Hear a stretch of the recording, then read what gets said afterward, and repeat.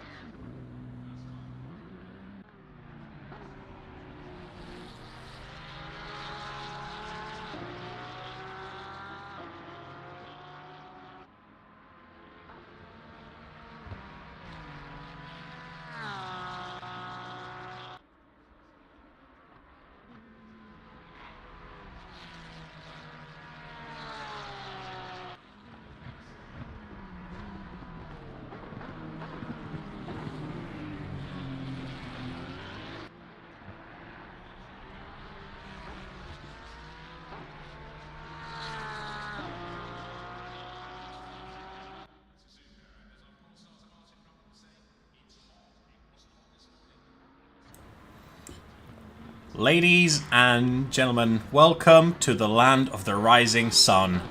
And this is going to be round 5 of the GT3 World Tour from Off-Pace Motorsports. Today at Suzuka. Truly one of the great tracks, really classic track. You know, no real asphalt runoffs, lots of grass around the track, and really punishing and really technical as well. My name's Kristian Kott, and today I'm welcoming here, alongside me, Alex Robinson. Good afternoon. I am so stoked for Suzuka. I love this track so much. From the S's to the 130R, this track has it all. It really does have it all. Yeah, I'm with you on that. The S's really technical. It's all about feeling the car, getting the car rotated. 130R, real commitment corner. Some technical sections with the hairpin as well, and the final chicane. What a cool track. Yes. I think you can't love about this track. It's got everything for every kind of driver. We are, of course, here for the Off-Pace Motorsport GT3 World Tour. Would you like to hear the standings, Kristian? I would absolutely love to hear the standings. Sorry, I know you were setting me up for that, but I was mid-drink. Professional commentary.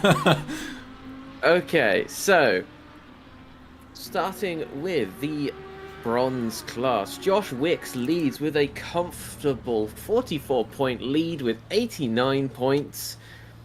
He's been in the top 3 every single race so far. Dave White, second with 55 points. Our race winner in race 3 didn't appear last week, of course. No, many people didn't, of course. No, and he takes second with 55. And then in third, Anders Dahlbach is joint second with 55, and Andy Yates fourth with 50. In the silver class, Sam McCarthy leads with 87 points, with a 2-point lead over Daniel Kowalski with 85. And Chris White comes in third with 68 points. So quite a gap between second and third there. Yeah, really tight for first and second, though, in the silver class. Exciting racing, for sure. Yep. And then Mate Barnat leads the pro class with a comfortable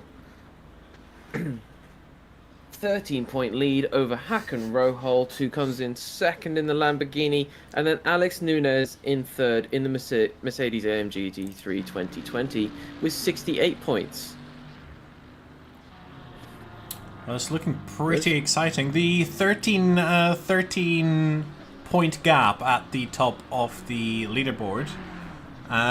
We'll see what it looks like after this race. Of course, all three of those drivers from the top of the gold class in the server tonight, so they're going to be fighting for positions.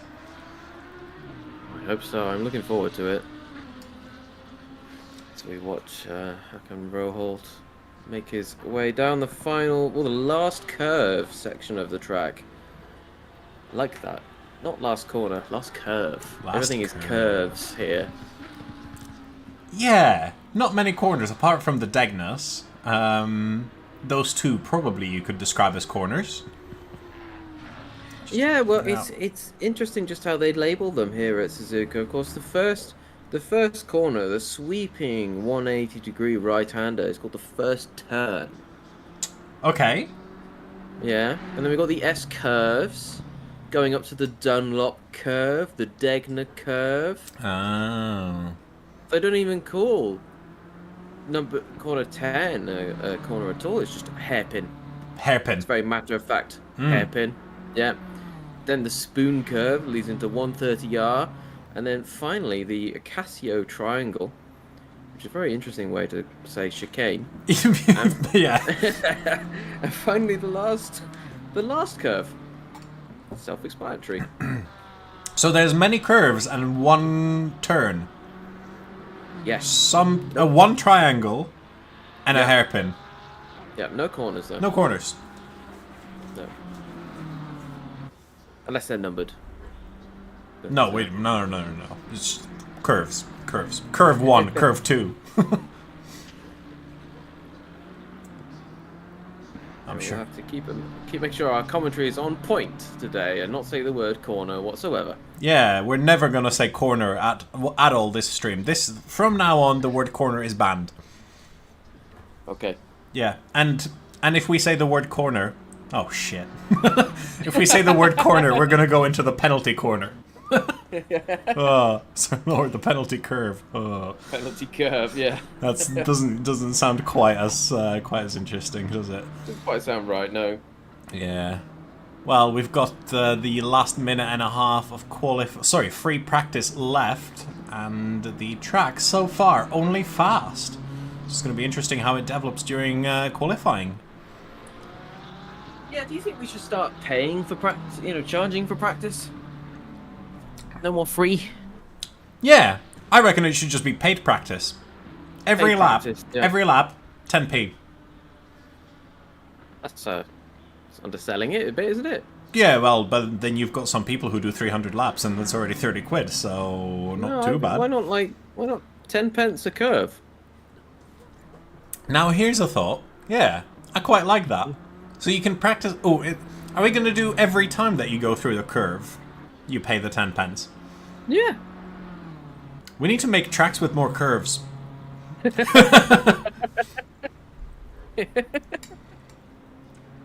mean like Kota? I was just gonna say I think Kota's got the highest number of curves. So perhaps that should be the location for all future races with paid practice. Yeah, we're going on a pay-as-you-go practice methodology now. No longer free. Yeah. But you only pay for what you use. So if you only use half a lap, then you only pay per curve. Yeah, I mean at Kota that's still like £1.50, but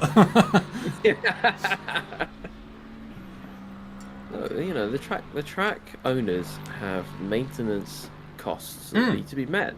This is true, and every time you go through the curve, you wear off a little bit of that tarmac, and yeah, and it just rises up. Can't fight that. Now I wonder, if we did nothing, eventually there'd be 2 parallel tracks just, you know, worn into the track on those curves, and then we're just into train racing. Yeah. Speaking of trains. Oh, back to our favorite topic. Good old railroads. Thank you, Chase. Thank you for reminding us. Thanks, guys. Thanks. Well, the grid is looking already a little healthier than it did last week with 21 drivers. I think 14 finished the race last week, so somewhere in that vicinity. So it's looking a lot nicer, a lot fuller, and I'm sure that the track is going to be a lot livelier. Yeah, we even got AM class this week. Yeah.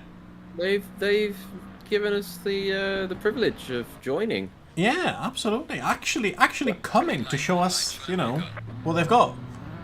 Yes, and qualifying started, and they're all going out. Yeah, there's no rules about qualifying here. It is literally just go, go, go. Get out on track, go. Yeah. Yeah. I'd say they were right off the line. We were barely even 20 seconds in, and this car's already making their way around the first curve. Yeah. We're 20 seconds in, and cars are already 20 seconds around the tracks. It's just like they waited no time whatsoever to get going. Waiting on the engine start button, literally just like and go. Well, I mean, I always hold it down when I'm in the pits. I just hold the start button down. It doesn't hurt you. I think the only place it hurts you is if you got an auto clutch. It doesn't let you do that. But if you got a little pedal that otherwise isn't going to use, just find it's a clutch, hold it down, hold down the start button. As soon as they drop the car starts. Yeah, this is a good point. Yeah. Of course, if you're doing driver swaps and stuff like that, there's that little trick where you hold the start button down with like 2 seconds to go, and it starts the car for the next person coming in. Yeah. I did that once, and my teammate didn't tell me, so I was holding down the start button. And I jump into the engine started car and just go do do do do do do do. Why's the car not started? Yeah. What's going on? What's going on? Yeah. I'm just looking forward to seeing these cars taking the 130R. Will they do it flat? I have no way of telling you because I haven't got Sam McCarthy's HUD up on screen. Nope. It sounded kind of flat. Yeah. We're gonna go for flat. Oh. Maybe it needs to be a bit more sharp. And perhaps needs to tune it a bit better. Yeah, maybe. Well, he's on his first lap now. He is, and let's hope this lap is going to be, you know, full of sharp curves. Yes, because of course Sam McCarthy is leading the silver class right now, so he's looking to get the best spot he can. And he was actually second overall last race as well. He was. Time to curse his lap time. Yeah. We're gonna stay watching him for the rest of the lap, and we're gonna see that he's gonna put in like a 2:05 or something. And I'm gonna be really disappointed. Yeah. Of course, a really quick lap time in qualifying here is going to be sort of reaching into the 1:59s. So we're gonna see if any of our drivers are going to be reaching near that. However, gotta get that sexy sub 2 minute time. Yeah. There's something so satisfying about the time being 2 minutes exactly as well, and just like if you get under that, you're really fucking quick. Yeah. Perfection. I don't think I've ever done it. No, I don't think I have either. There's a reason we're in the commentary box and not there out on track.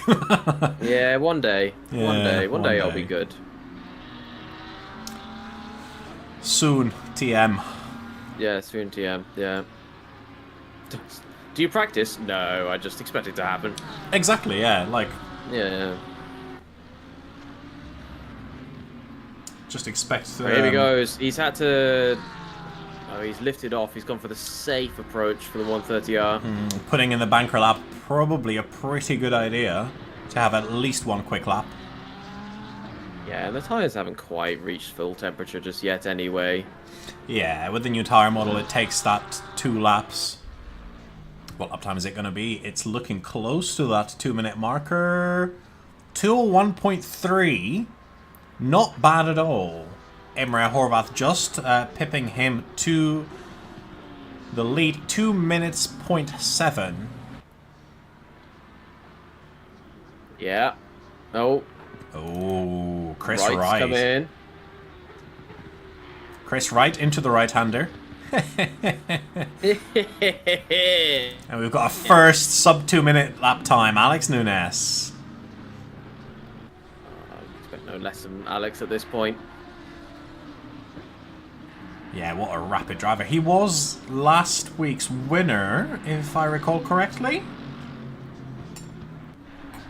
I can check that for you. I might not be recalling correctly, but he's definitely a quick driver, that's for sure. Number 13, incidentally, also my favorite number to race with.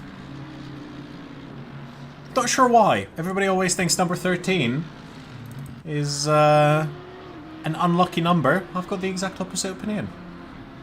Well, it's working well for Alex Nunes. He was the winner last week. Ah, so my memory isn't that of a goldfish. No, because he had that battle with Sam McCarthy for first, and came out on top after the pit stop with Sam getting a strong lead over, strongish lead over him before the pit stop, and Ian managing to pip him right back after the pit stop and hold it. Yeah, I remember talking to both of the drivers and them saying that Alex wasn't having such a great time on the first stint and couldn't quite keep Sam away from gaining that P1 from him. But on the second stint, something that he's done with the tyres has worked much better, and he could keep the pace a lot better as well. Erwin H. Sam McCarthy. 2 minutes 3:92, and we have our first 2 sub-minute. No, sorry, no, we have another sub 2-minute time from Nico Uhl. Yeah, that's a new driver as far as I know. We haven't seen him in any of these streams just yet. No, he's new to me, but he's definitely quick. He's definitely rapid. I reckon a ban is incoming. Or a new UFO class. Crypto.exe has been found. Yeah.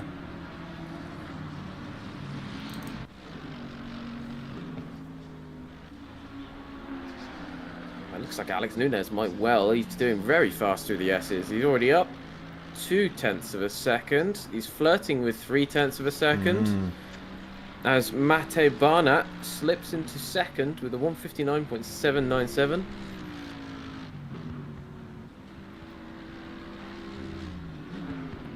Yeah, Alex Nunes though. The back of that Mercedes is absolutely glued to the ground. It really is. It's really something to behold. The power of that engine and the grip that it's got, really bringing a good lap time here for Alex Nunes. Just under 0.4 up. Now up to the spoon curve. I think the spoon curve. I think the spoon curve is the trickiest one on the entire track. Yes, it's that nature as it kind of spirals inwards a bit as you reach the second corner, and with it being downhill as well, it's quite tricky to find that apex point. Through 130R, he's a little quicker than last time, so whatever he's done, whether he's lifted off or gone flat, working better for him. And through the really Casio triangle. Making full use of the curves as he exits. And that's going to be pole for sure. By how much? Wow, by 59.4, 0.3 up. Entire 0.3. That's a massive lap time there for Alex Nunes, that's for sure. Yes, Yes. David Carter just crossing the line from 8th to 6th, improvement of about 0.4 of a second. So we've got 3 drivers now in the sub 2 minute class. That's what we'll call them now. There, And, Alex Nuna. Oh, is that the 4th one? Yeah, we've got the 4th one now. Nico Uhl. Actually, no. Was it Imre Horvath that John... yeah, Imre Horvath. Yeah, joined the sub 2 minute club. I'm going to see any other joiners. We look like maybe Henrik Nord. He's on track, and he's on track to get a sub 2 minute time. Yeah, he's just gone through the S's and now into the second Degna. Was that the second Degna? No, it wasn't. It's just coming into the hairpin. Yeah, there was a second Degna. I don't really know. We saw him go through the second Degna at some point. Now we're gonna see how he's 800ths off for 2 minute time, so even a minuscule improvement will put him in the sub 2 minute club. Yeah, but he just had a massive run through Spoon Curve, gaining himself a couple of tenths of a second. That was a great run. Perfect grip really from that was. Ferrari. And what he's looking for is to get a green delta of over 3/10 that will get him into 5th. Of course, right now he's up 5/10, half a second. Really makes full use of the curbs on the triangle. Yeah, really attacked the limits there, that's for sure. Oh, yes, Ref Rocks. Not sponsoring this. But that's half a tenth and into second Henrik goes. Yeah, he was 1/10 off of Alex Nunez's time, but they're creeping ever closer. Another man who's joined the sub 2 minute club, Håkon Roholt. He's finally thrown the sandbags out the car and has hit his sub 2 minute time.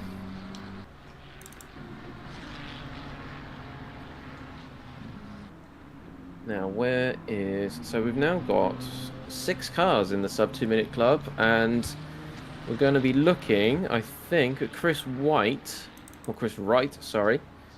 to get in there as well, but he's currently sitting in the pits discussing with his pit crew how make a car go faster. I wonder what the discussion with the pit crew at that point is. Is it just like, oh yeah, we've got this little tweak of the front anti-roll bar or something, or we think a little bit more camber might help, or do you think they're looking at him just going, the car's fucking perfect, just drive faster, dude? I was going to say they're just shrugging their shoulders going, skill issue. Yeah. Skill issue. Like, dude, should have side climbed, bro. Yeah, exactly. Yeah. I mean, of course, a pit crew will always try and help. They always adjust tweaks on the car, but with the balanced performance of these GT3s, it's more down to gelling, I think, for drivers. Do you gel with the car? Do you like the way it drives? You can't just add, or completely change the wing and take off all the drag and make it that much quicker down the straights. Yeah, because then if you do that, it's gonna kill you into a fast corner. Yeah. Yeah, but it's very limited in what they can change. Yeah, of course, this GT3 is got maximum camber regulations and stuff like that, because all the teams would basically want to be running more than the maximum camber ideally. When it comes to qualifying, especially. Yeah, I do wonder how I know there's many drivers that are just like, I just downloaded this from insert provider here. Yeah. The YouTubes, bro. YouTubes. Some people do spend quite a bit of time figuring out their own setups. Mm-hmm. I tend to do that. Not that they're any good, but I try. And there's going to be people who are just like, well, I just put the default aggressive, adjust the tire pressures, and I might lower the ride height a little bit or something like that. That tends to be my approach. Yeah. I think there is something to be said about trying not to worry about it too much. Just try and drive the car better. Yeah. I know that especially in the old patch 1.8, there was a lot to be said for like the paid setups, because there was so much time that the pros had to figure out what the best thing is, exactly what settings are really good, sort of min-max the suspension, figure out what really works. Yeah. Now it's a bit more of a gamble. Yeah, I would like to see Kunos start to stabilize the physics in ACC. Obviously, if there's something that's just very wrong and not very realistic, then by all means change it. But I would like to start to see drivers having a bit more opportunity, just to understand that like the physics is not going to change. So Yeah. the methodology with setups isn't going to completely change again. And make it more about balance of performance with the cars. Yeah. I think the issue they're probably facing there, and this is just speculation on my side, of course, is they try to make the physics as realistic as possible in their eyes, and then some sort of a dickhead who's got too much time on their hands goes, "Oh, I know what I'm going to do. I'm going to put maximum negative toe on all the tires," and suddenly it goes faster. And they're just rubbing their foreheads. They're just going, "Ah, shit, we fucked up." Yeah, it's always tricky because you could add more physics. You could say, well, if you do that, the tires explode. Yeah. Which Which I think is kind of in line with what they're doing, right? Yeah. They've basically said, like, if you do that, you're going to put more heat in the tires, and then they're just going to go pop.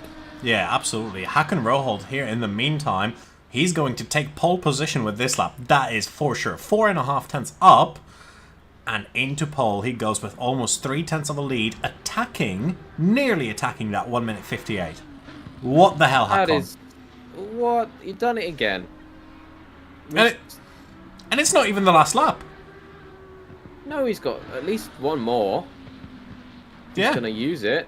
He might. He's already gained a bit of time through the S-curves.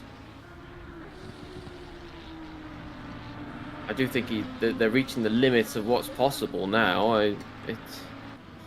I'm sure they are. I'm just going to have a quick look at like the SRO lap times for Suzuka. But I'm sure that they're not far off. Yeah, Alex Nunes must be in tatters. He's been sitting quite comfortably with his pole lead, hasn't quite been able to get a delta on it, and then along comes Hakan Roholt and blows through it by almost 3 tenths of a second. Yeah, You must be wondering where that comes from. Or is he? Or is he just like, yeah, I've been keeping this in my back pocket this entire time? I don't know. Who knows?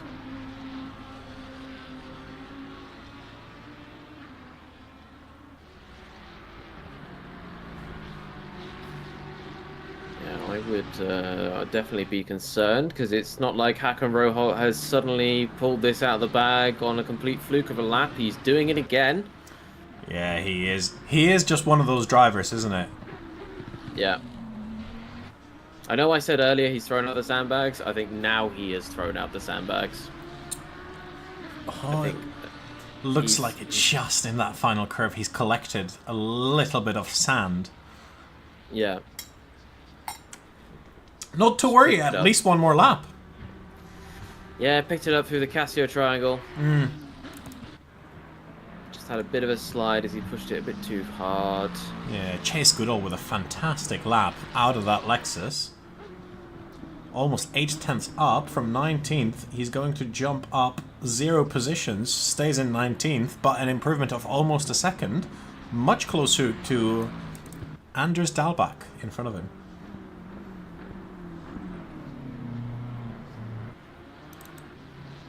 Oh, talking of improvements, Vyacheslav Bespilotov looks like he's finally getting a lap he's going to be at least somewhat happy with. He's up almost a second, down to half a second, 4 tenths, 3 tenths. It's just going to be an improvement, but that was a big mistake through the Casio triangle there. Yeah, that's gotta hurt. Yeah, Takes a position though. He's up into 16th from 17th. Yeah, but now he knows what he can do, and he knows where he made the mistake in the Casio Triangle, so he is going to be ready to not make that mistake and maybe improve his lap time this time. He can hope. He can hope, for sure, yeah. He can hope. I've just realised that I probably say triangle really weird. Never mind. Triangle. Triangle! Triangle. Yeah. Could be worse. You could be saying like triangle. Triangle! Triangle, yeah, triangle. Triangle.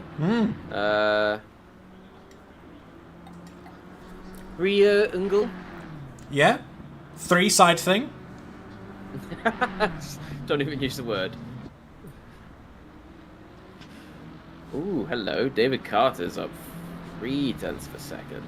Yeah. As he makes his way out of the hairpin. Unfortunately, I think his lap time has been invalidated earlier. He has got a red lap.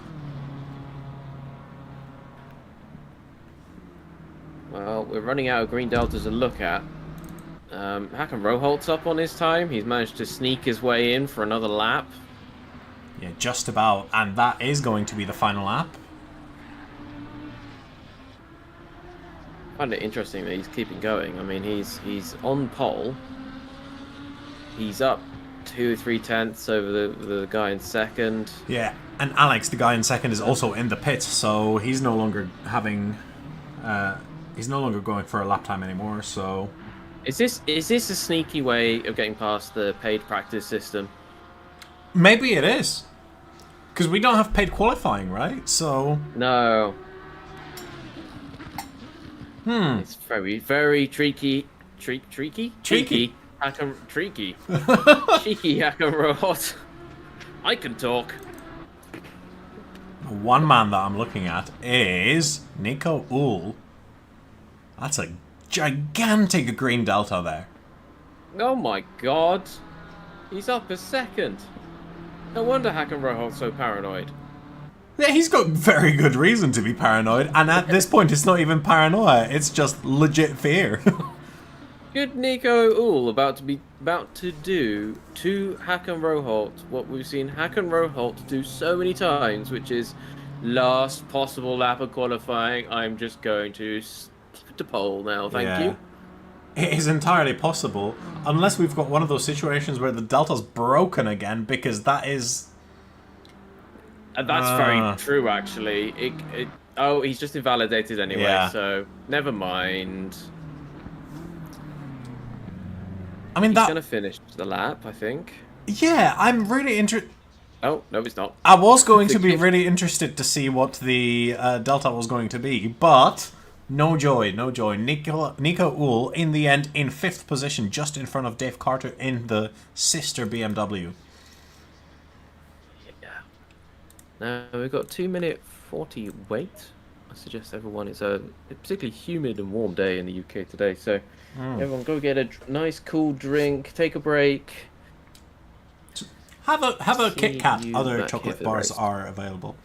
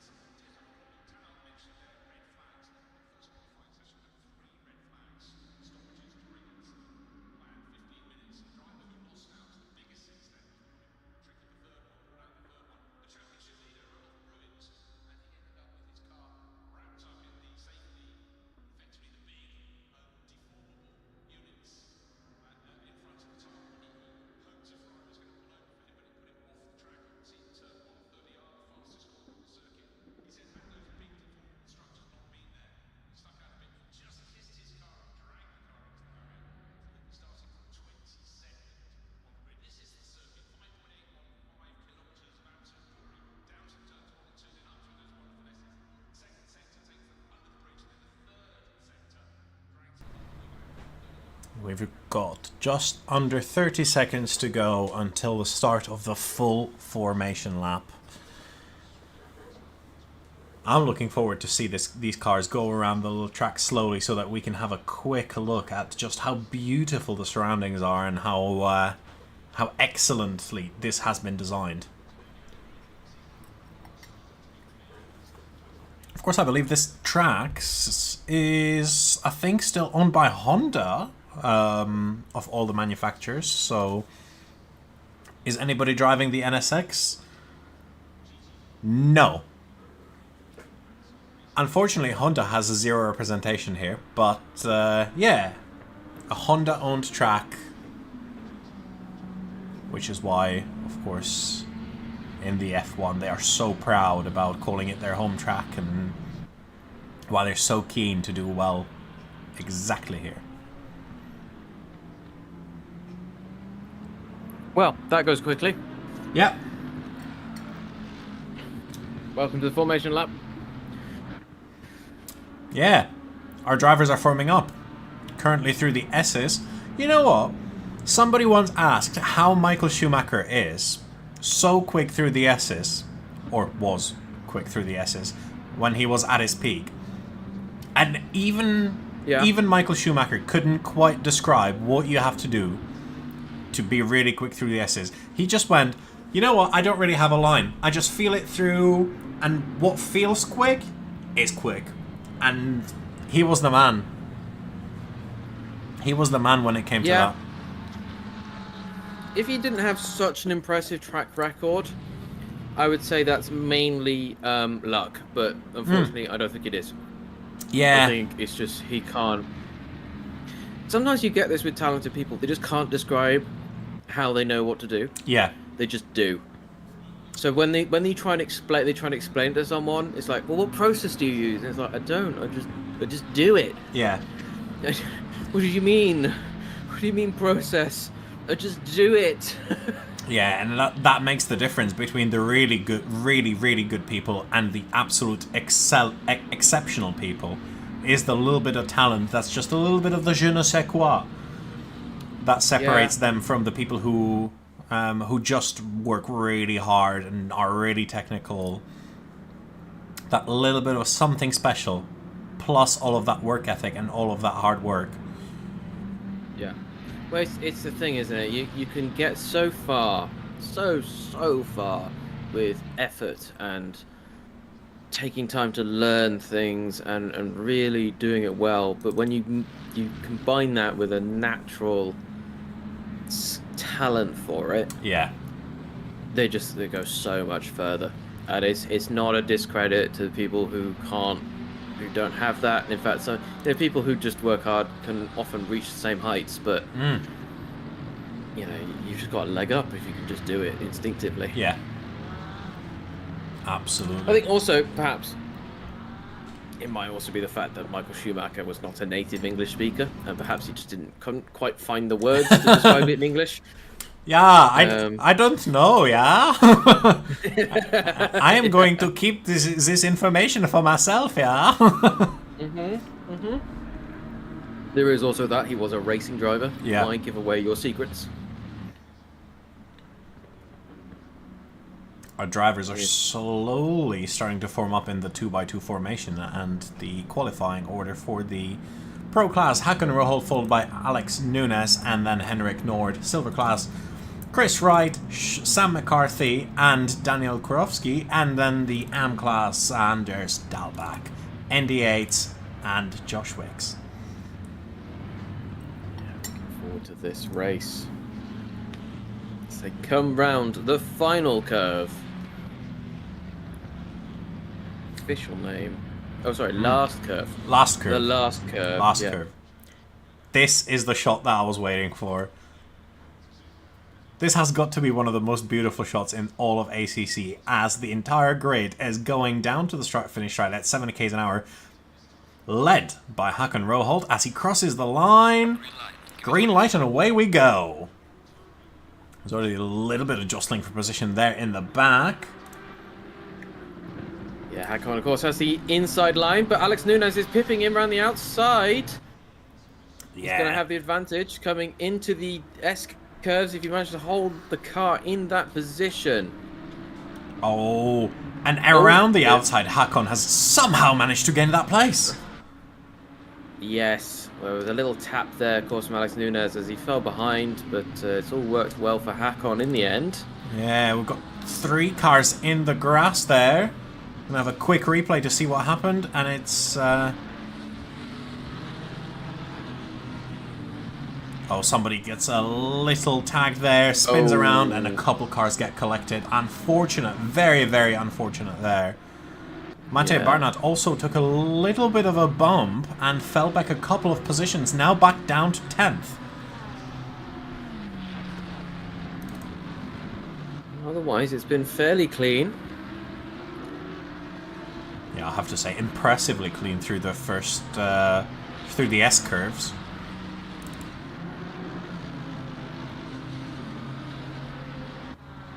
And Anders Dahlbach just got a good run out of the hairpin, but can Vyacheslav Bespilotov stay on the inside off the spoon curve? Yes, he can, because Anders Dahlbach makes a mistake, and it might be another position lost to Daniel Kurowski as well.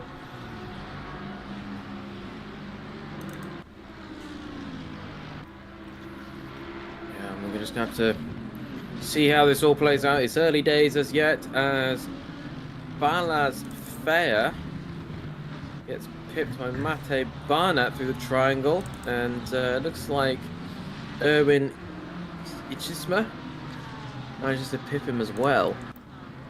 I'm gonna have a quick look at that overtake into the Casio triangle. Oh, that's a very, very aggressive there from Erwin.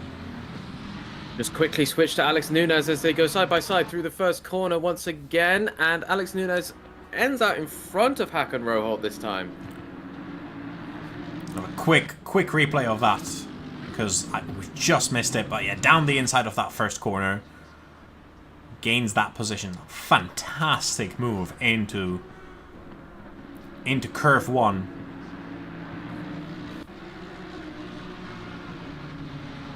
Yeah, it wasn't much for him to go there, was there? Managed to just get in on the inside. Yeah. Alex managed to get on the inside, maximize the grip, and just through the laws of physics, Haakon Roholt had to give that position up. Haha! I have beaten you with the fundamental laws of the universe. Newton would be proud.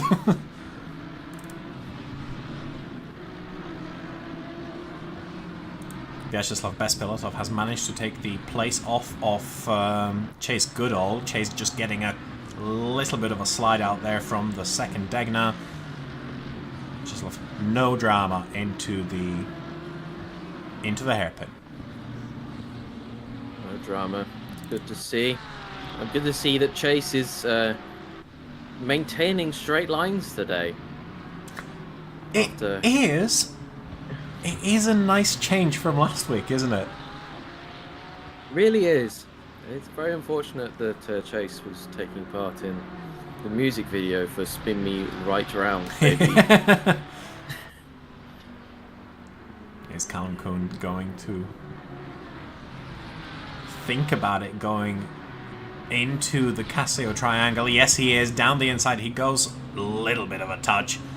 Aggressive overtake, but the corner and the position is made, and Florent Damour is taking advantage of that little bit of argy-bargy as well, taking the position, and now... Oh, Josh Wicks is really under attack, isn't he? Yeah, under attack now by Andrei Fedotov. Ooh! Andrei really gone deep there. Yeah. He went so deep that he actually thought, oh shit. Yeah. Yeah, it wasn't much much for Josh Wicks there to do, apart from just trying to stay out of the way. Yeah, pretty much, and stay out of the way he did, and keep the position he did as well. Side by side, ND Yates and Callum Cond. One day I'm going to figure out how to pronounce Callum's surname. Callum taking that position away from ND. Yeah, Callum Condi, Callum Cond, Callum Coned. Maybe we should ask him. Yeah, could be a soft C as well. Callum Thonde. Yeah, could be. It could be a silent C as well. Callum Onde. Colin Thonde. Alum Onde. What about if all the letters were silent? Callum. Yeah, entirely possible. Or it could be one of those. It could be a click, one of those clicks that you can have in African names as well. Yeah. Oh, talking of Callum, he's just. I'm not sure. Did he just overtake? Yeah, well, I'm gonna have Anders a quick look. back there? Quick look at the replay. Anders has had a little bit of. Oh, So there was a touch, but there was a I touch, think but that was. I think Anders just turned in a little too early, and made some contact for himself. In the meantime, Dave Carter on the inside into the Casio Triangle. What a pass on Imre Horvath. Strong, confident, clean. Well done, David Carter. Well done. Constructed.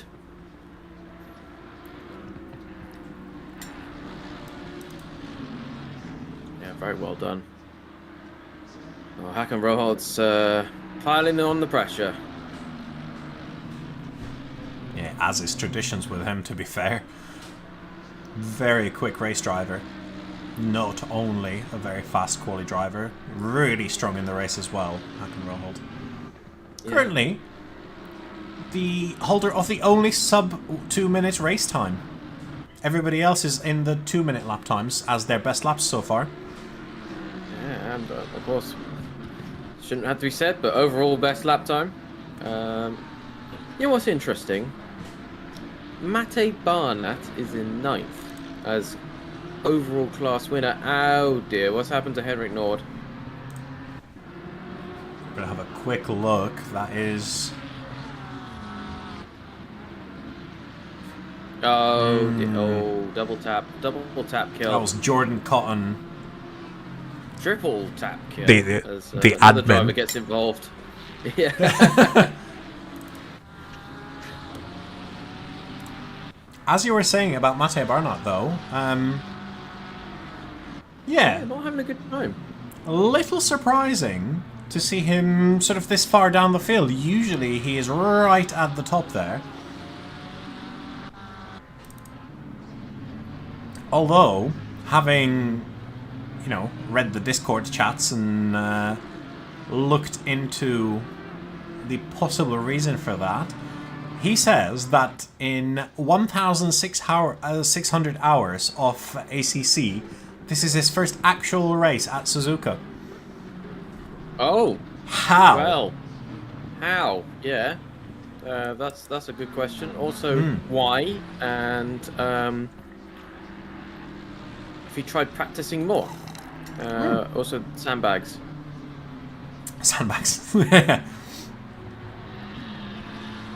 I mean, if I could, in my first race, manage a 1 minute 59 in qualifying, I'd be pretty fucking happy. I'm just gonna put that one out there. Yeah. I also noticed that Chris Wright has said that Suzuka is his second best track after Misano. And to be fair to him, he's doing pretty well. Currently, the number 2 in the silver class. Yeah, I'm just looking through some of the other comments we've received from drivers, such as Chase Goodall says that his average Suzuka race is somewhere between spinning in the 130R and a disconnect during the formation lap, and he's going to try and beat that time. I think so far he has beaten that. Yes, he definitely has, because he's not disconnected during the formation lap. There's still plenty of times that he has to go through the 130R. Yes, exactly.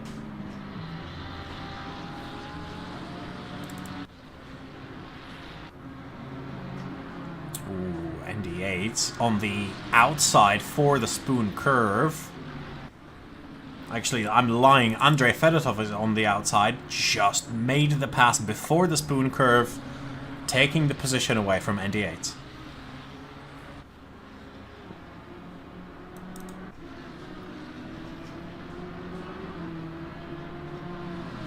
Right, let's see what's going on. Imre Horvath, whose name I completely screwed up just now. Obviously battling off Nico Uhl. Yeah, I will see if no Mate Barnard not quite managing to gain the position on Erwin Ijsma. Oh, but he's going in for a second attempt. That he is, and still not quite comfortable enough to hold it around the outside. No, it's quite intimidating, that corner, if you're trying to follow someone through side by side. It doesn't feel like there's a lot of room. Yeah, and of course the smallest little run off the track puts you in the grass, and goodbye to positions. Yes, exactly. Very punishing here at Suzuka. No miles and miles of perfectly tarmacked braking zone. It is death awaits you. Yeah, Sam McCarthy here is going to get involved. He's had a little bit of an issue there through the second Degna. Just lets Erwin through because he was the first one to go. And that is going to put an end to the fight between Erwin Ijsma and Mate Barnard. Do you think he had an issue there? He was unusually slow with Sam McCarthy through that section. Yeah, Sam McCarthy, if you were keen-eyed there while we were watching one of the other battles, he was just having a little bit of a moment out of the second Degna. No wonder they all caught him up. Of course, now Mate smells blood. Yeah, he's looking up the outside now as we come into the Casio triangle. He's going to go for something, that's for sure. Well, he's certainly trying. He's now got the opportunity to get the run on him, but he's getting a little bit of a wiggle through the last curve. Yeah, of course, the Porsche with the big, heavy engine over the rear wheels. Massive advantage in rear-end grip out of corners like that. Yes, absolutely. But do you know where it might struggle? And I say might, because normally they've struggled down the straights, but it's clearly not true. Yeah. Possibly the S-curves, possibly the 130R. Apparently the Degnas. Apparently the Degnas, I was just going to mention that, yeah. Or at least with Sam's setup, it's the Degnas where they struggle. Yeah, well, everything's relative, but, you know, I don't know if I want to be facing a McLaren in a Porsche through some high-speed corners. Very true, very true. McLaren, one of the most aero-efficient cars, for sure.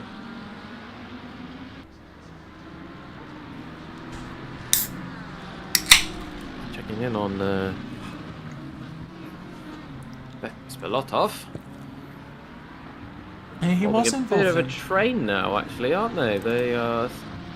Erwin Ijsma has formed a nice little set of carriages behind him. Yeah, nice carriages, I reckon. Oh. Balázs Feher there into the spoon curve, aggressively around the outside of Mate Barnard, but not quite managing to make anything stick. No, he's a bit hot there as he came in, but that was certainly given Mate Barnard a bit of a wake-up call as he was trying to chase down Sam McCarthy. Yeah, it's one of those things when you're chasing somebody down, you just have to sort of occasionally remind yourself that there's still drivers behind you. Yeah, and they very much would like to give their shot at chasing down the car in front of you. Absolutely. Now, can Erwin Ijsma hold off Sam McCarthy for another lap? Because Sam is looking around the outside. Will he get a switchback opportunity? No, Erwin's kept the door nice and tightly shut. Yeah, it's all about car positioning here in the curves. Not much overtaking to be done, really. That's not what Mate Barnard was thinking right there. He was just like, oh, can I get alongside? Can I get alongside? Yeah, he's got to get the run, hasn't he? There isn't... Despite the width of the track being at least 2 cars wide, if you're on the outside on those curves, you're just going to be slower. Yeah. Of course, if you're on the outside as well, you're running the risk of the other car just going I'm just gonna give you a little nudge. Little nudge into the grass, and then back in the order you go. Or even just, oh no, I'm running a bit wide. Yeah. Yeah. A little bit of a nudge through no fault thereon. It's entirely possible that can happen. It's interesting seeing how the Porsche just gets away down into the spoon curve. Once again, we see Ballas Freya trying to come up to alongside Mate Barnat, and we're going to go around again. We're going to see if Imre Horvath has got something good in that Audi here. Because I've seen Nico Uhl pull almost alongside him there, coming out of the spoon corner. Well, they are bumper to bumper. They are quite literally bumper to bumper. As, they are. Nico has a bit of a bump. I think. Oh, he's at least giving Imre the opportunity to fight for that back. Yeah, definitely leaving. I think he's just giving it back now. I think he's just giving it back. He's given it back, but he's stayed as close as he can and made sure that they don't lose too much time to the drivers behind. That might jeopardize them when it comes to fighting David Carter here. And the other two drivers. What's happened to Ballas Freya? Oh, that's Andrei Bespilotov there on the inside, and just tags his rear. Just not enough braking power. Good old pit maneuver. Yeah. Keep your hands inside the car where we can see them. Yeah, Vyacheslav Bespilotov has clearly gone through the American Cup training there. Yeah. Advanced driving. Stay on the floor, stand up, stay on the floor, stand up, stay on the floor, stand up. Show me your hands! So I can see him, but take your seatbelt off at the same time. Yeah. He's got a gun! Don't reach down, don't reach down, he's got a gun! Yeah. Turns out it was deodorant. Turns out it was nothing at all. Yeah, turns out it was empty air! Yeah, funny that. Yes. Policing in the US leaves much to be desired. Yeah. Such as not being shot. That's just generally a story with the US, isn't it, though? Like, it just leaves a lot to be desired, such as not being shot. That's a very fine observation. Yeah. Maybe Chase Goodall can prove us wrong. He's American after all, so... Yes. And so far, when commentating about him, we haven't been shot. Yeah? Well, yeah. At least I can talk for myself. Well, judging from the lack of gunshot wounds in my gut, I feel quite confident to say he hasn't shot me either.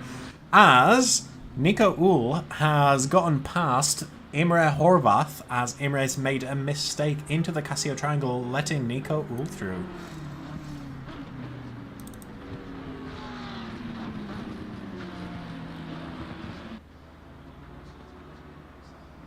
I think Ballas Freya took a bit of damage as he's now come into the pits with 40 minutes to go. Yeah, there's definitely going to be a little bit of damage on that Ferrari.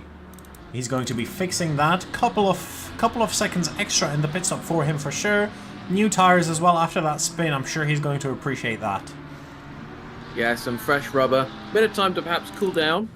I imagine there were some choice words after that collision. Yeah, definitely. Words such as fuck, shit, wanker. Sorry.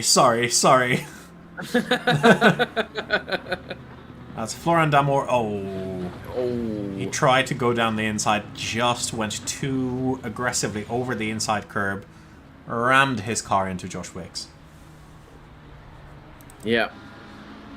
He's dead, Jim. He's dead. I'm a driver, not a doctor.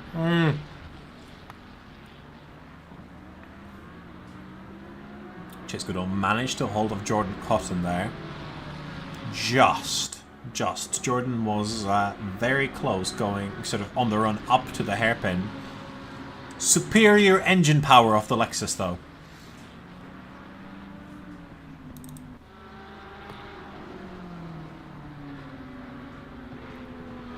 So, I was going to say a good little train, but Mate Barnard has just gone alongside with Sam McCarthy. Or is he going to make it stick this time? He's got the inside coming out the Casio triangle, but now he's got the outside. But he's through. It was all about the run out of there, and blocking Sam McCarthy off like that has ensured that he couldn't quite get the run. And Sam McCarthy is now under attack by Chris Wright. Millimeters away from each other. I think he's got it. Yeah, Sam McCarthy successfully defended that. Successfully defended, but is there anything Chris Wright can do through the S's? No, not quite. Let's be honest, there's nothing anyone can ever do through the S's apart from drive them. This is true.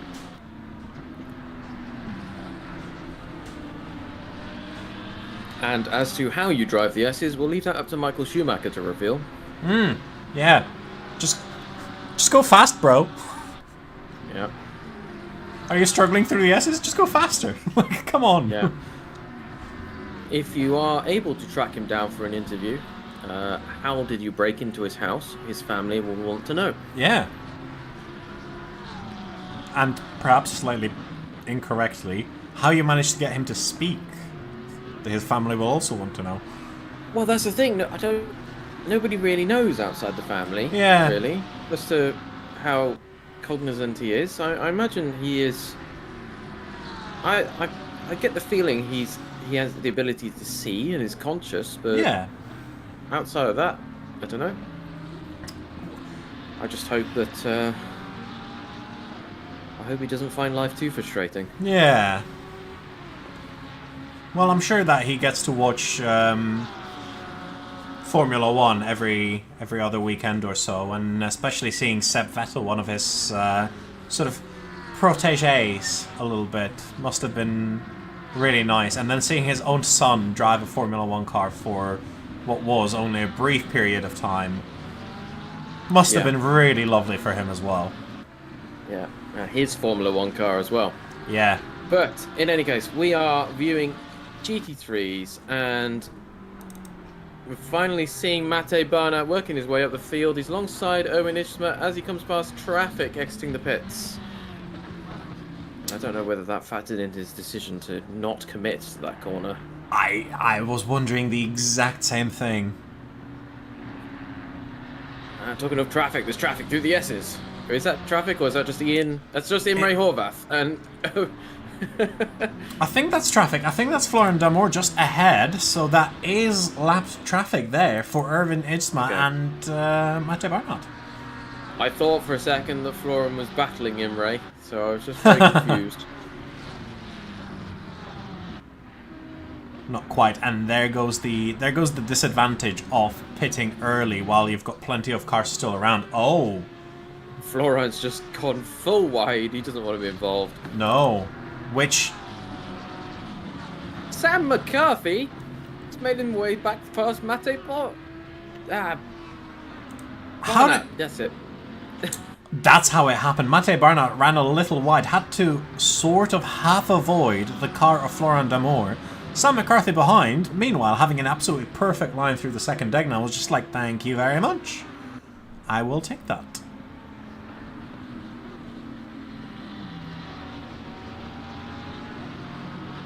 He's quite happy with that. Just looking through the little bit of traffic here, Jordan Cotton has managed to make it past Callum Cond. Or Alam Ond.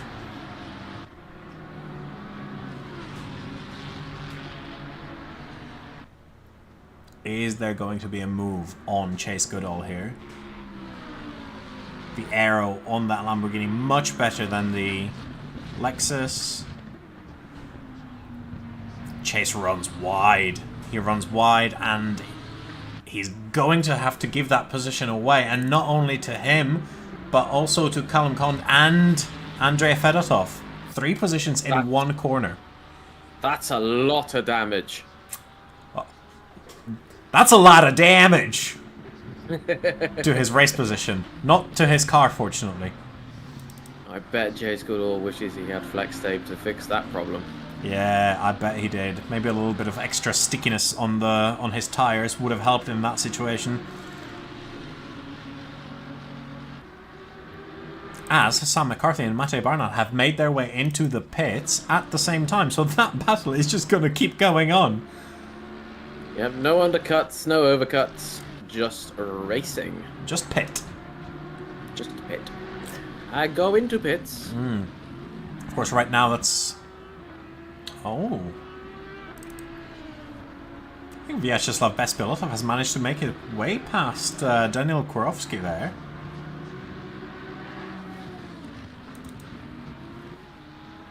If we could have the... Game? We watched the road for a while, so that was nice. Yeah. Yeah. But Daniel Kurowski back in front of Vyacheslav Bespilotov now. Thank you, game director. Yeah. Real cool. Hackenrohold into the pits. Now, will he get the undercut on Alex Nunes? That is the question. The question has been asked. And we're going to have to wait for the answer. Oh! Oh! That's why I always recommend you hold the brakes in a collision. It stops you ping-ponging off walls. Although I don't think there's much that Daniel could have done there. Well, No, perhaps not. Of course, it wasn't. Yeah. It wasn't really his fault. He just got pushed. Sort of collected, didn't he? And, Yeah. And really, unfortunately, that was right after the pit entry as well, so he can't even use that as a pit entry. Yeah. Oh, he's going to be fuming about that. Yeah, something about choice words again.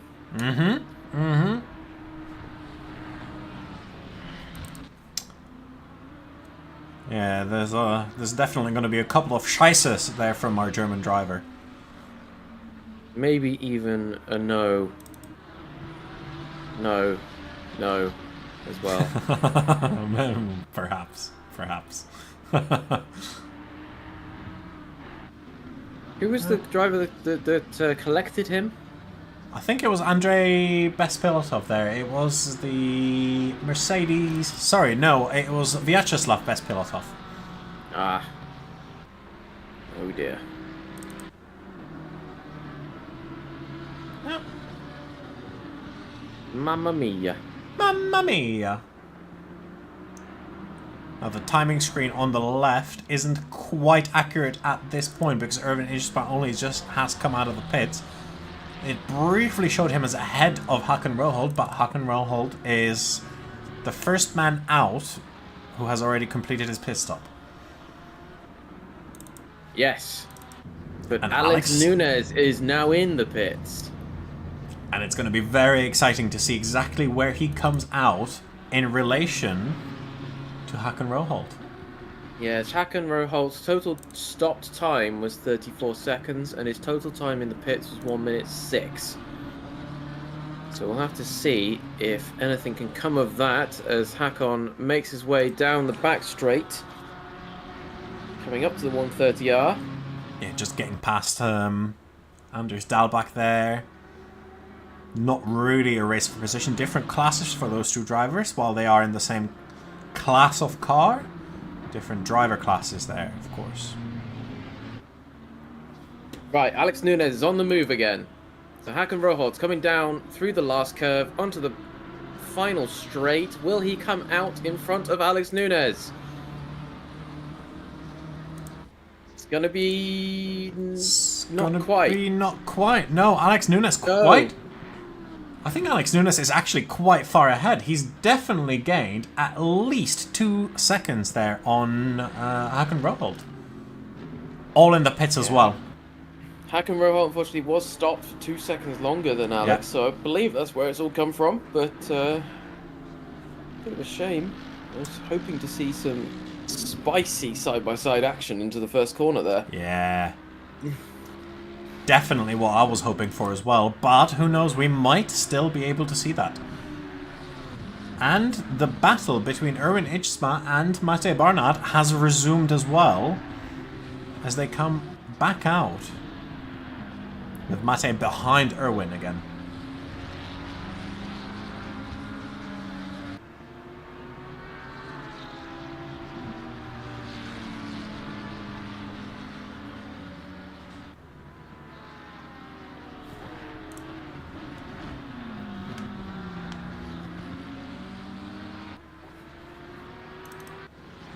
might be a move happening from David Carter onto Anders Dahlbach. Yeah, down the inside into the spoon. No drama, just Spoon! Spoon! Spoon me, brother! My spoon is too big. Too big. My spoon is too big. Is too big. It's that time in the race, ladies and Yeah. gentlemen, where the commentators start losing it. Yeah, 30 minutes in, we've got the pit stops. Some drivers are, you know. I really hope that played through the stream because that is exactly the noise that my brain is making right now.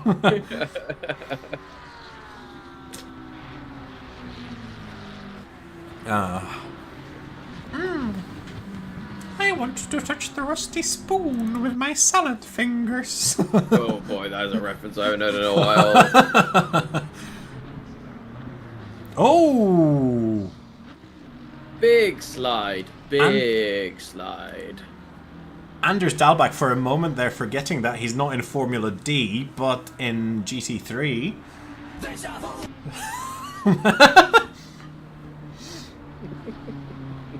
Yeah, it was some initial D action for sure. It really is.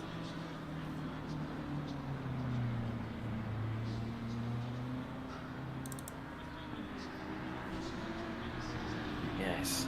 Well, it's all kind of settling down as drivers are Yeah. working in their pit stops. Nico Wool's still yet to go in. He might well be about to. Yes, he is. That was a good approach to that 50 line. Yeah. And in our lead, in our top 5, it's just Vyacheslav Besbelotov is yet to pit himself. Is he going to go for it on this lap? It's entirely possible, yeah. He does. Oh. He eats some grass on entry, but he does. Nearly misses the pit entry, but we're going to keep that, you know, escapade only to Kott, apparently. Yes, yeah, not quite as bad as Kota, where every driver, and famously one driver did a full 360 to get into the pits. Yeah, scared the living crap out of, who was he, Chase Goodall, passing him there at the same time. He was just suddenly looking into the headlights of a car, just like, whoa! What's going on there? Hold on, yeah. Who was that again? It was Tom Tweedy? Tom Tweedy, I think, yeah. Not with us today, unfortunately. Oh dear. Fired by the team Shame. for missing the pit entry. Dude, well deserved. Yeah. Can't even pit, what kind of driver are you? Now, this is getting very interesting, I think, because Alex Nunes has lost the 1.5 seconds that he's gained in the pits, and Hakan Roholt has just cut up to within the 0.5 seconds that he was in before. Well, Hakan does have the pink lap. He has got the fastest lap of the race, 1:59.6. As to whether that his last lap. His last That lap was his. No, 1:59. Okay. His last lap was a 1:59.3, but invalid. So he's definitely pushing, and I'm sure he's collecting speed tokens as well at the same time. Yeah, Alex Nunes though was a second slower, and his was invalid as well. So whether that was a mistake on Alex's part or Hakan's just getting in the quick times. Well, But it's all on pressure on Alex, of course, and but the question for Hakan is, can he get past him? yeah. It doesn't matter how fast you are on your own. It's all about getting past the other driver on track.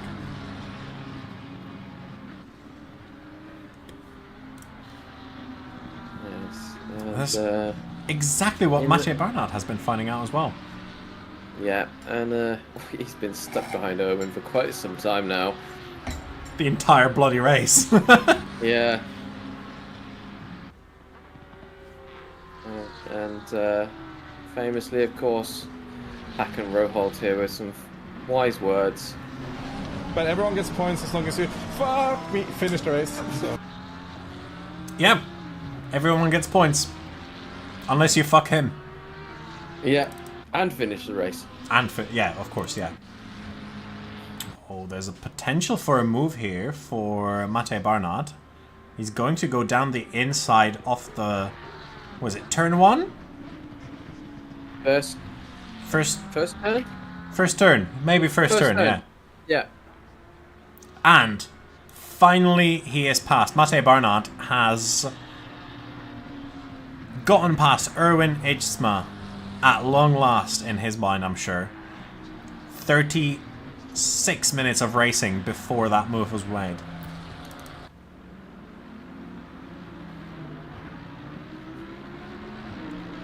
Running into traffic now is Alex Nunes. Who that is, I don't know. It's a Ferrari. It's a Ferrari. It's a shitbox. That is Josh Wicks, number 141. Oh! Goodbye, Josh Wicks. Hakon. Very sorry. Hakon, why? Why? Oh, shit. Damn it! You are wrecking the car! Andy Yates. Oh no. Oh no. Forgot to What have put you the pit done? limiter on. Bam! He was going so slowly. Yeah, but he had to slow down to that. He must have been going at least 100 k's an hour before he slowed down back to 50. Uh-oh. That explains that Yeah. DSQ for speeding in the pit lane. Yeah, it's so easy to Ugh. shift into second and it Yeah. deactivates the pit limiter on your behalf. Yeah.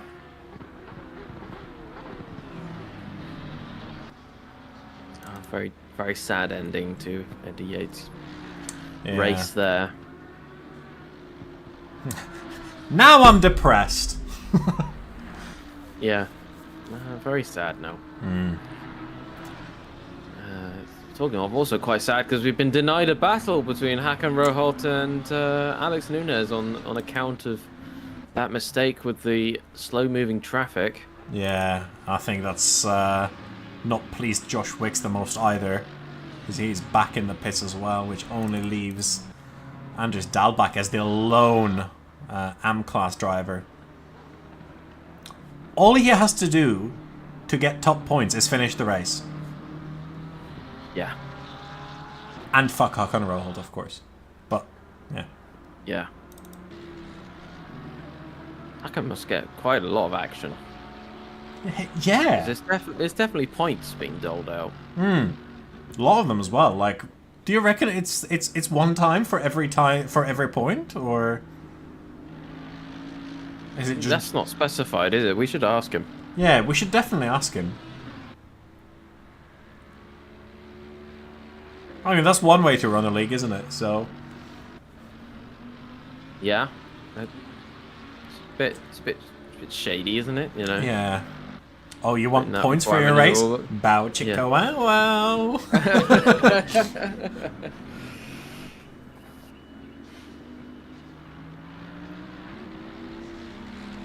Alex Nunes now comfortably in the lead. 3.5 seconds up on Hakan Roholt.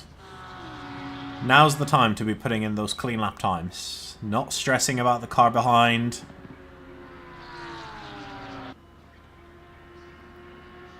One person who has to be stressed about the car behind, though, is Sam McCarthy with Imre Horvath right behind. Sam, of course, leading the silver class in quite a dominant fashion. However, I'm sure there's still pride to play for when it comes to being overtaken by some of the pro drivers. Yeah. Absolutely, and just good racing. Nope. He's going for the pits. Nope. He's gonna restart. He's Oh, that's not What's on that? the inside, that's just off the track. that was Josh Wicks again, and oh, that's very unlucky for Josh there, because that's... Was that Josh? I don't bloody know. It's Josh. I don't Oh, bloody Josh. know. Who knows? Who knows? Nico Uhl, despite all of his speed, has just picked up a drive-through for exceeding track limits one too many times. Well, you can say goodbye to fourth. Yeah, that's for sure. It's going to be interesting to see where he comes out, because it's going to be probably about a 30-second loss of time, I believe. Yeah, something about that, right? Yeah. You know, it takes about a minute. What does it take? It takes a minute and something to get through the pits. It takes a minute 4. And that includes stop 30 seconds. Yeah. So, yeah. Some 30 or so seconds. Yeah. Yeah. It's going to be a big loss of positions there for him, but shouldn't be exceeding the track limits, mate. No. No, absolutely not.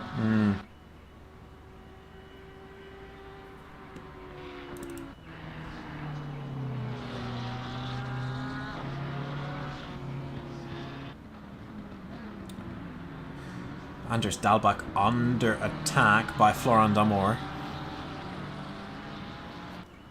One of the 2 battles that's currently going on. The second one is still between Sam McCarthy and Mate Barnard.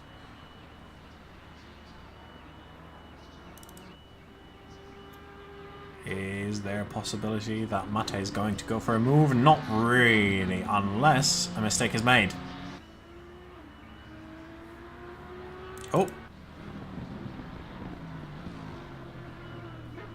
Nice 360 there. Callum trying to emulate the skills of Max Verstappen. Nice drift. That was some true Kansai Drifto through the 130R.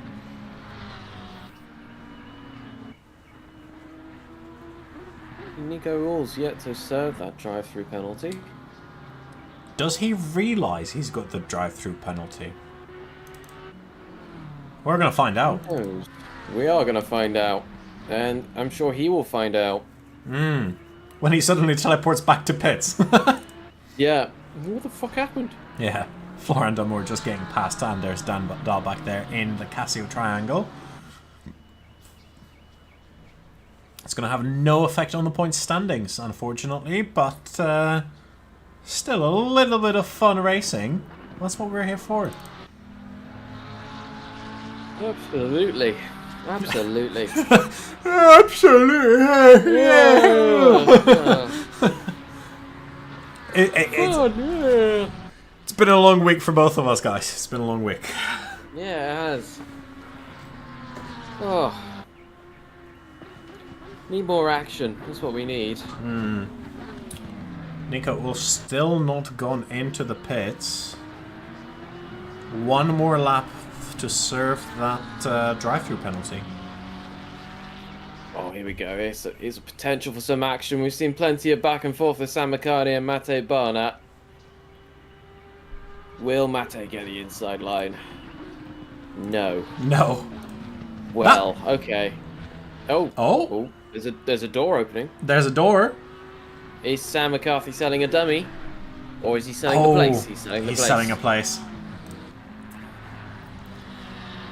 And it's gone to the solicitors, the offer's been accepted, and Mate Barnard takes that place. It's a real estate joke. Can you imagine? Could you imagine if racing car driving was as difficult as trying to maintain a chain when buying a house? Scary Sorry, thought. you can't take third because second has accepted a different offer. Yeah. To be fair, that's kind of like the train stat form with DRS, isn't it, in Formula 1? So yeah, it is a bit. So essentially, if you want to get better at car racing, buy a house. That is today's commentary message of the day. If you want to get better at sim racing, buy a house. I've just remembered that. What was it? It was the TikTok girl solves homelessness, and it's just this girl just going, "If you're homeless, just buy a house." It's just like, huh? Thanks. Yeah. That for some reason that's reminded me of the Ben Shapiro commentary about sea level rise. Oh yeah. Yeah.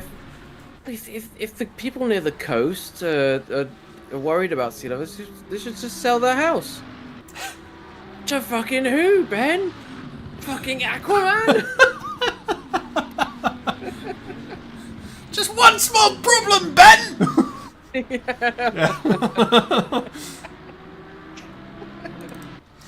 Oh. Yeah. Nico Ull has managed to serve his penalty, and he's dropped all the way to 8th position. It's not actually as bad as I thought it would be. The field has now spread out quite significantly over the track. It's quite nicely populated now, I have to say. Sam McCarthy, though, he's got a new person to battle. He's got Nico Ull in front of him. Wait, what? No. Sorry, the standings on the left has still not managed to update. Nico Ull. Oh, he's in front. In 8th. Yeah, Sam McCarthy has gone past. It's ACC lag. I don't know why it does that, but it just does that. It's not official until it passes the timing line. Like, yeah. Okay. I guess, mate. Like, whatever. Simulates realism because realism. Yeah. Yeah. We Real can't as it have gets. we can't have any video game goodies because they're not real. No. Despite them making life so much easier. Anyways. Ooh, Vyacheslav Bespilotov tries to go to the inside off the spoon curve on Chris Wright. Not quite managing that. Not quite managing to keep that position on the inside. Alex Nunes. What the hell? Alex Nunes has teleported up the S-curves. I'm just... Oh. Alex, have you visited the Titanic recently? Well, it looks like his submarine hasn't imploded somehow, so... But despite submerging in pure cement.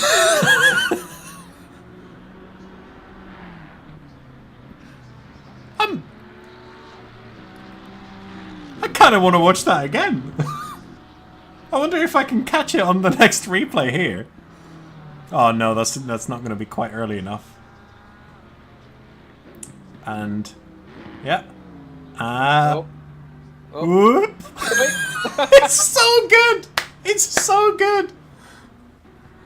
Right. What's going on? Back to the racing.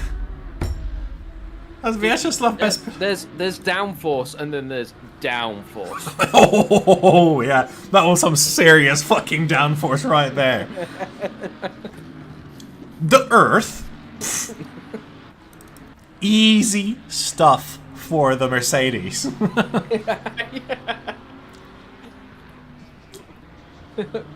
Guys, I think we put too much downforce on the car. Why do you say that, Alex?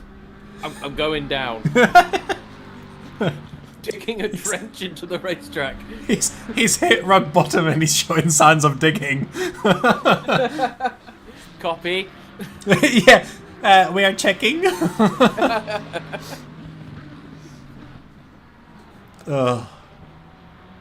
We've just completely lost our minds now, haven't we? Oh, that was too good, though. Too good. Too good. Oh, Chase Goodall could have a really good run on Daniel Kurowski here. He thought about it. Didn't quite work out.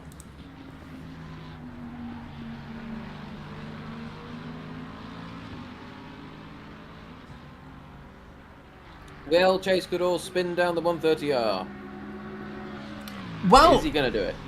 he's promised it to us, hasn't he? Yeah, and he said yet... that's his PB. And yet, somehow, he's still managed to not do it. I reckon we're being cheated of content here, Chase. We are. Where's our content? We're going to have to start talking about trains again. Yeah.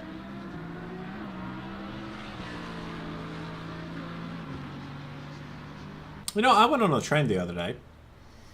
It was quite comfortable. Very cheap Really? as well. Really cheap way to get from my place to Southampton. Must not have been in the UK. Well, Cheap, it was comfy. one of those local trains. And Right. somehow it didn't run late either. Like, that was probably the most surprising part of it. It just doesn't sound right. No. Yeah, that doesn't sound like Network Rail. I, Oh. no. Well, I think you might have had a network disconnect as Chase took out a small office. That was... I'm just gonna go for a quick... As Alex doing this, just... Yeah. I'll... He tried. This time the downforce wasn't strong enough. No. He's having some downforce issues. That one, probably on me. Yeah. I'll tell you, as I was saying, I'll tell you where the trains are really good, which is Japan. Topical. Yeah. Yeah. They have to issue certificates if the train is more than 30 seconds late. Yeah, that's mental. And then you can provide that certificate to your employer to explain why you are more than 30 seconds late or something. And it's just like, oh yeah, that's why fine. why you're late, because you can't. Unlike in this country, you can't just say to your boss, "Oh, the train was delayed." Yeah. Doesn't That quite is work. so unbelievable. Yeah. It's unbelievable in Japan. That's. I miss. I've been on a bullet train. They are so good. Chase Goodall has gotten past Daniel Korowski, who's had a little bit of an issue through the spoon curve. Back to the bullet train, of course. As we go back to the important topics when we're talking about racing. Yeah. How was the experience? Like, I always wondered. I went under the TGV in France. Yeah. Very comfortable ride. What surprised Yeah. me the most, you're sitting in station, you don't notice anything, and suddenly you're going 200 k's an hour. Yeah, it was like that, very much like that. Of course, the Japanese bullet trains, they go into the center of the city, so they do have a bit of a slow bit. Yeah. But I think that some trains they can just go at full speed. But it was very, very comfortable. The trains are I bet. very comfortable interiors. They're obviously very fast and on time, and you're just sitting in them, and you can't believe how fast you're going at times. You look out the window, and the clouds are sliding backwards. Yeah. You know, and you watch cars that are going at like motorway speed, and they don't look like they're moving. It's incredible. I love it. It's like being in a plane, Real sense but... of- yeah, except you're flying at On 50 Earth. feet across the ground. Yeah.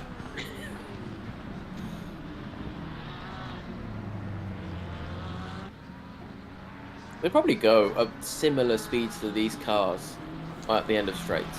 Yeah, probably Yeah, somewhere these around cars- 250 k's an hour, yeah, 260. Yeah, something like that. Yeah. There's also, of course, that maglev train somewhere in China. I don't know how sort of used it is, but that thing goes somewhere in the region of 400 kilometers an hour, which is just completely mental in my mind. It is completely mental. See, Owen's he's been the Minister of Defence this race, isn't he? He really has, and he has been defending his positions, tooth and nail. Yeah.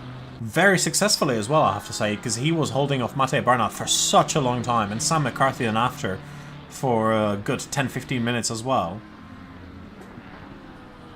He really is, and I'm just keeping an eye, of course, on another battle that could be brewing, which is Imre Horvath versus Mate Barnat, as they both come out the hairpin. I wouldn't be surprised if we see a move very soon. Yeah, and I'm expecting it to be quite an aggressive move as well, because Mate's managed to make up all of that time in the last sort of 20 minutes since the pits. Oh, that's a lot of damage on the front of David Carter's BMW. This must have been a big crash. Ooh! Oh! Oh! And both sides of the car as well. That's going to be fucked. yeah, technical term there. Completely fucked. Yeah. Foobar, I'd say. Yeah, fucked up beyond all recognition. Yeah.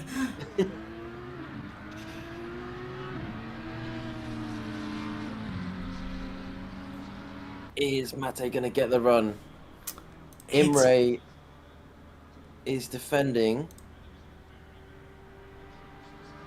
I really wonder, because that McLaren has been struggling at the top end of the speeds, even in the slipstream. It's not quite as fast as the Audi is in a straight line. No, it's not. Of But course, I think overall, over the lap, I think Mate has gained. he definitely has. Yeah, he's now bumper to bumper with Imre. Hopefully we're not going to see another literal bumper to bumper moment. No, hopefully not. Although I suspect what we'll see is through the Degners, we might see a bit of aggression. Maybe not. Maybe into the hairpin. I'm going to get it right on one of these curves. Andrei Fedotov has gotten past Jordan Cotton there a little bit before, but let's go back to this battle, because this is for 4th position for the potato medal. The potato medal. It's quite a de-escalation from bronze, isn't it? You didn't quite make the top 3, therefore we give you a plant. Yeah.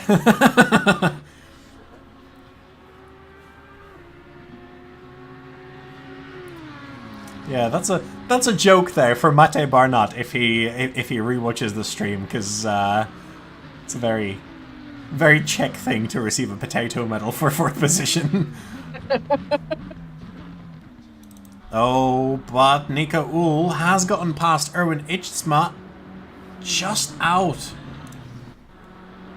of the spoon curve, gets that overspeed, and Erwin gives him that position on the run down to 130 hours. Thinks better of actually keeping on the inside, because it could have resulted in a big crash. It's very difficult to maintain an inside line through the 130R anyway, Yeah. because you're right at the limit of what your tyres can do in any case. Yeah, and we might see a little bit of action in here as well. Chase Goodall, chased by Daniel Kurowski. No, the Lex is just too fast. Yeah, But he looks like he's gone wide. Can he hold it up the inside? Not quite. he tries. Oh, there's definitely going to be a run into the first turn as well.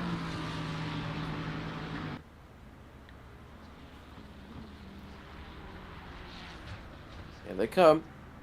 Here comes the first No. turn, and yeah. Oh. Ooh! Chase has been forced wide. He's run wide, Yeah. and he's had to give up the place. It's the disadvantage of that Lexus, especially here at Suzuka, where the first corner isn't just a straight braking zone. You have to rely on the downforce. The Lexus just suffers in that place compared to the really brand new cars. Yeah, not necessarily it's the fastest. My technique was always brake to the apex. Yeah. Just consider the first half of the corner as more braking zone. Yeah. And try and get it in a straight line as possible. Yeah. Absolutely, especially if you're defending, that's the way to go. Yeah. It has been declared that this is the last lap of the race. Alex Nunes has is currently just coming out of the S-curves. Erwin Itzman managing to still defend from Henrik Nord, and Imre Horvath still in front of Mate Barnat.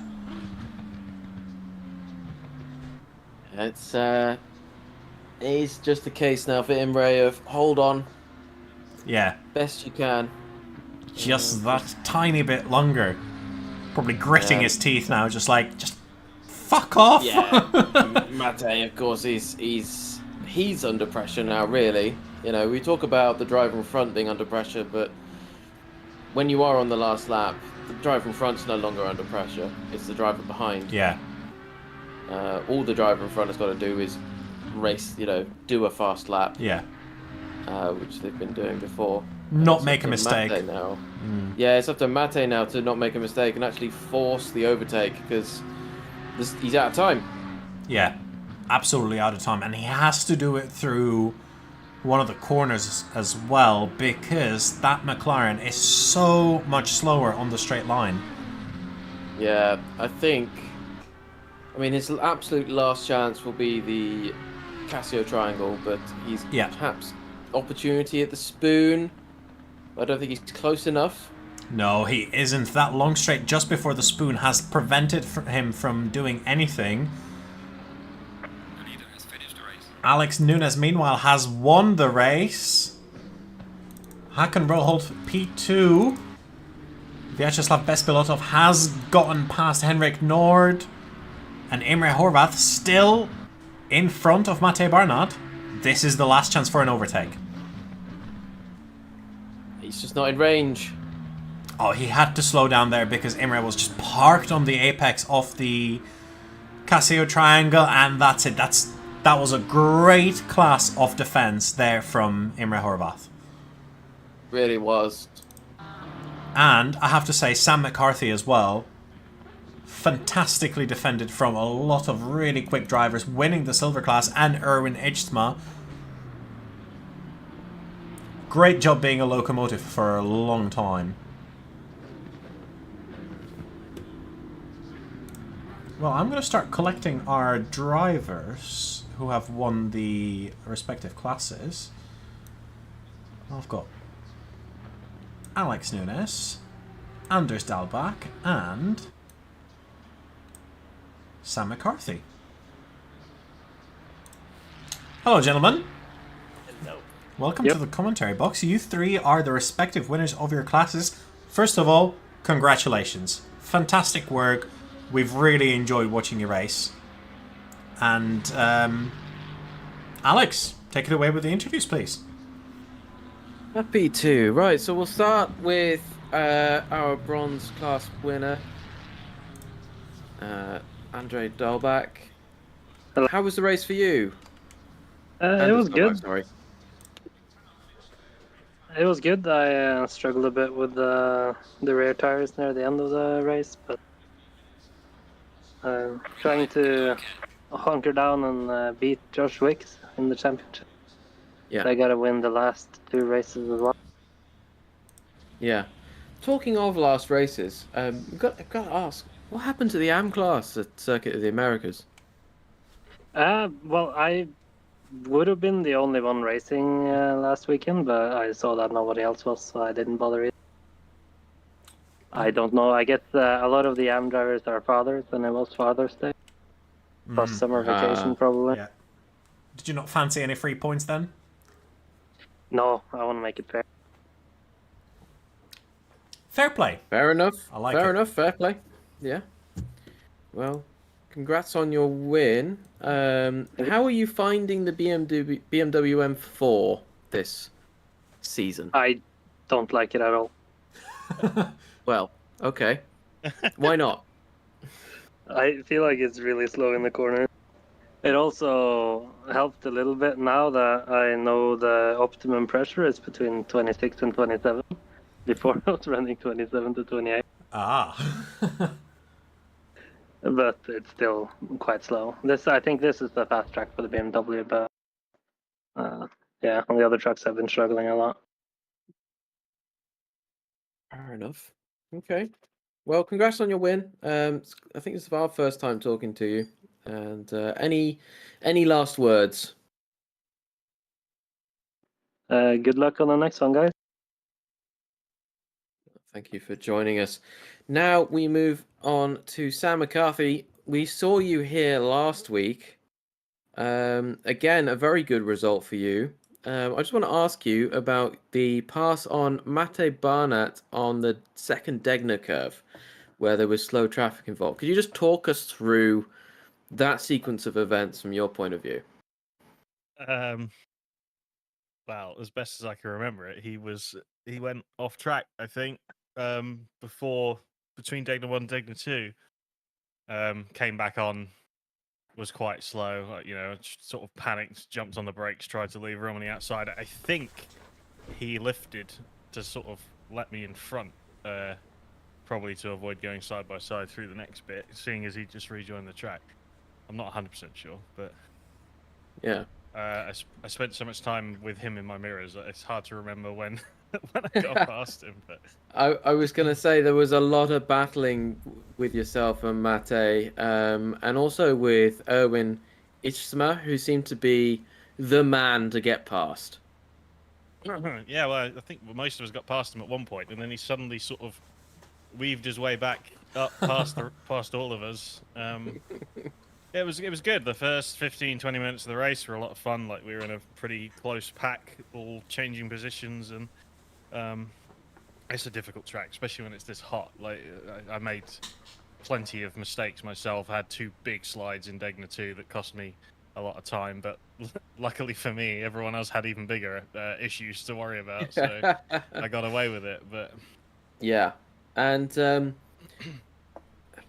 definitely seemed like you. I know. I remember what I wanted to ask you. So you're coming into the pit lane. What factors went into your decision to pit, and what was your reaction when you saw Mate pit immediately right behind you? so my decision making to pit was because we'd been battling the whole time. My tires were ruined. I had 3 or 4 fairly large slides going through the S's and other corners on the previous lap, and I was like, if I stay out, I might end up having a big accident. So, because it was getting very stressful in that pack with everyone being so close to each other, and the McLaren getting a run on me into out of 130R and into the chicane every lap. And I was like, I wanted a break and some new tires, to be honest with you, and I thought the undercut might be quite good. I thought if they don't pit in response, and I get to do a couple of laps by myself to get the tires up to temperature, they might last a little longer than the first set too. And it did all kind of work out. I was surprised when he pitted behind me. I thought he would be happy to get me out of the way, because he seemed to be quicker than me at that stage of the race.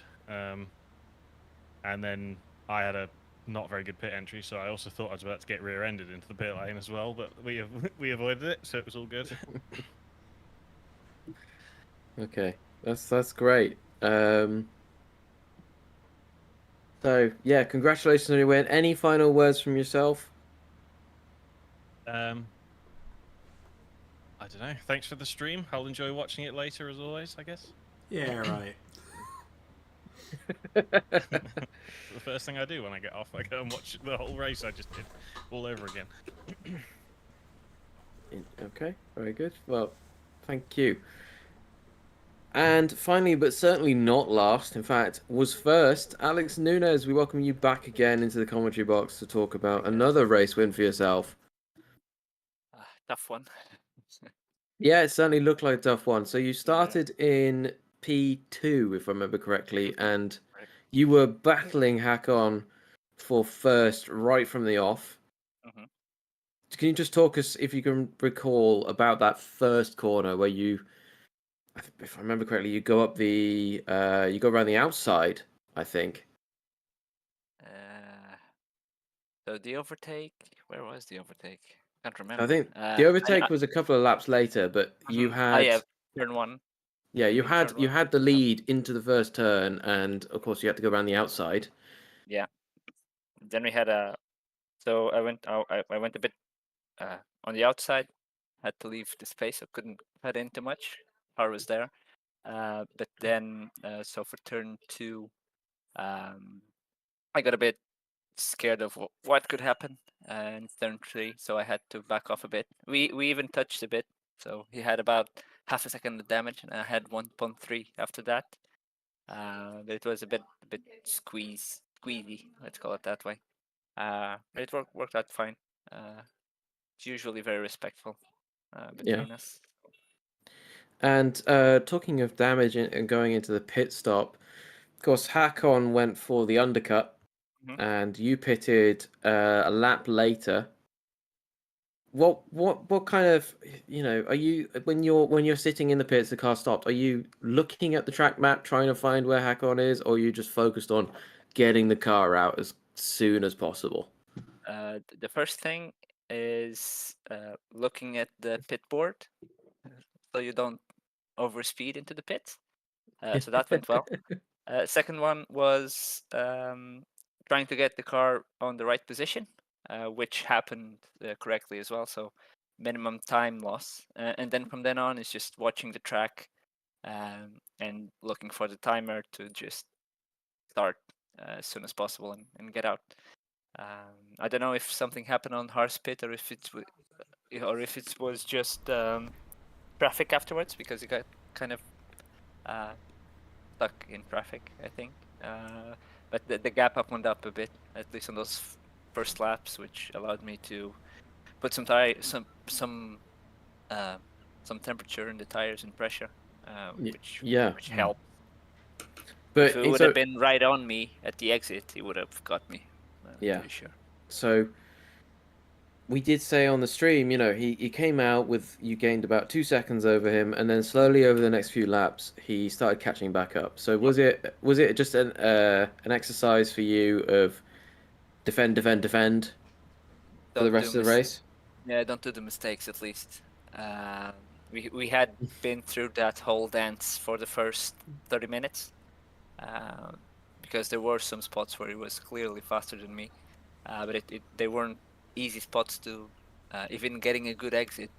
The next turn wasn't very favorable into trying an overtake, so the idea was just, okay, hold it until the hairpin, because usually my exit at the hairpin was better than his, and then try to stay away on the straights a bit to gain a bit of buffer for at least sector 1. He was much faster in sector 1 than me.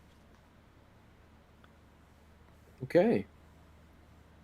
Well, It was a good race. It was good fun. Yeah, it sounds like it was a good race. I've got a question for you, Alex, if you don't mind. It's because when we were watching the overtake, we saw there was a little bit of contact between you and Hakon as well. Did that result in any damage on your car? And did you choose to repair that if you had any damage? I did not repair it. I had 1.3 seconds, and Hakon had about half a second worth of damage. Okay, thank you. But I did not take it. I was wondering whether the repair was what made Hakon's pit stop slower, but no, it must not have been. Yeah, I mean, he got at least from the track map, it seemed like he was in a bit of a tussle with other cars on track. So I don't know if it could have been just enough for him to lose that second and something. Maybe. Yeah. Okay, guys. Well, thank you very much for the interviews. Thanks for spending some time with us and explaining your races. And hope you have a great rest of the night. Yeah. Thanks, guys. Thank you. Cheers, guys. Bye-bye. Have a good night. Right, there we go. That's the race done, and I have to say, despite there being sort of a lull in action, there was always a little bit of tension sort of in the background. We saw some last lap potential moves. I think it was actually a really exciting race. Yeah, I think so. There was definitely lots going on at all times, and it was just really good to see some good, respectful racing. But also just a little bit of cheeky, pushing it a little bit, style racing. And there was a little bit of murder there as well, which was, Yes. For us, it's always nice to see a bit of murder because we can talk about it and blame people and start the blame train. But yeah, I'm sure it's not for the drivers involved. Yeah, I'm sure for the drivers it's a pain, but. Well, their pain is our gain. Yeah, they might be on the pain train, but we're on the blame train. More railway talk. Anyways, completely disregarding that. the next round isn't until 2 weeks' time. So next weekend is a week off, but in 2 weeks' time, we're going to Australia, and we're going to Bathurst, to the mountain. Oh, to the mountain. Right, this will either be a massive crash fest or it will be a very exciting racing. There's never an in-between of Bathurst. Or it's going to be... Oh, it's entirely possible that it's going to be a crash fest with incredible racing as well. We're going to see. We're going to have to wait to see. And you guys are going to have to wait and see us back here in 2 weeks' time for Bathurst. Thank you very much for spending your evening with us. And this has been Kristian Kott and Alex Robinson.